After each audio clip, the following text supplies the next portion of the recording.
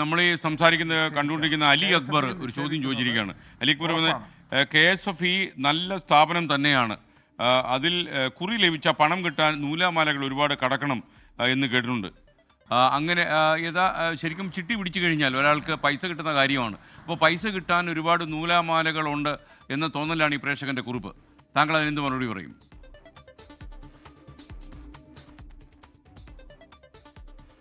അത് തെറ്റായൊരു ധാരണയാണ്. ഏറ്റവും നൂലാമാലകൾ കുറഞ്ഞതാണ് KSFEയും നമ്മുടെ അതുപോലെ ഒരു ബാങ്കിങ് സ്ഥാപനമാണ് സർക്കാരിൻ്റെ KFC. അത് വേറൊരു സ്ഥാപനമാണ്.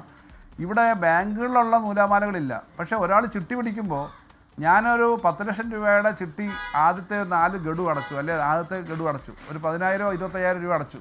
എന്നിട്ട് ഞാൻ ഈ 10 ലക്ഷം പിടിക്കുമ്പോൾ 10 ലക്ഷം എനിക്ക് തരുമ്പോൾ KSFEക്ക് ഒരു ഗ്യാരണ്ടി വേണം. കാരണം ബാക്കിയുള്ളവരുടെ പണം എടുത്താൽ തരുന്നത്, ചിട്ടി ചേർന്ന മറ്റുള്ളവരുടെ. അതിനാവശ്യമായ രേഖകൾ കൊടുക്കണം. ഗ്യാരണ്ടി എന്ന നിലയിൽ ഒന്നുകിൽ ഏതെങ്കിലും സാലറി സർട്ടിഫിക്കറ്റ് വേണം, അല്ലെങ്കിൽ അവർക്ക് ആസ്തിയുള്ള ഏതെങ്കിലും ഷുവർട്ടീസ് വേണം. ഇത് വേണമെന്ന് പറയുന്നതാണ് ആകെ കാര്യം. അതിനൊരു നൂലാമാലയില്ല. ഒരാഴ്ച 1 മാസം കൊണ്ട് ഈ കാര്യങ്ങൾ അവരുടെ സ്റ്റിപ്പുലേറ്റഡ് ആയിട്ട് ടൈമുണ്ട്, ഈ ടൈമിനകത്ത് കൊടുക്കും. KSFEയിൽ അല്ലെങ്കിൽ ഈ 48 ലക്ഷം വരുന്ന ഇടപാടുകാർ എങ്ങനെയാണ് ഇത്ര വിശ്വസിച്ച് നിൽക്കുക? അപ്പോൾ പൊതുവിൽ അങ്ങനെയുള്ള നൂലാമാലകളില്ല. വളരെ വേഗത്തിലാണെന്നുള്ളതുകൊണ്ടാണ് KSFE പോലുള്ള സ്ഥാപനങ്ങളിൽ കൂടുതൽ ആളുകൾ വരുന്നതും ചിട്ടി വിജയിക്കുന്നതും. എന്നാൽ എന്തെങ്കിലും പരാതി എവിടെയെങ്കിലും ഒറ്റപ്പെട്ട് ഉണ്ടാവില്ല എന്നൊന്നും ഞാൻ പറയുന്നില്ല. അങ്ങനെ ഉണ്ടെങ്കിൽ അക്കാര്യത്തിനകത്ത് ശക്തമായ നിലപാടെടുത്ത് അത് കറക്റ്റ് ചെയ്യുന്ന സമീപനം ഉണ്ടാവും.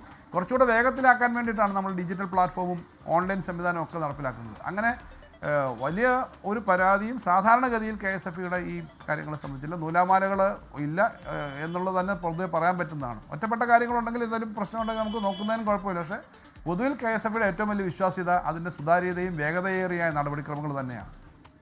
Thank you Shri KN Balagopal. ധനമന്ത്രി KN ബാലഗോപാൽ സംസാരിക്കുകയായിരുന്നു. KSFEയിലൂടെ കേരളം ഒരു പുതിയ ചരിത്രം എഴുതുന്നു. മിസലേനിയസ് നോൺ ബാങ്കിങ് കമ്പനികളിൽ ഇന്ത്യയിൽ ആദ്യമായി 1 ലക്ഷം കോടി രൂപയുടെ ബിസിനസ് നടത്തിയിരിക്കുകയാണ് KSFE.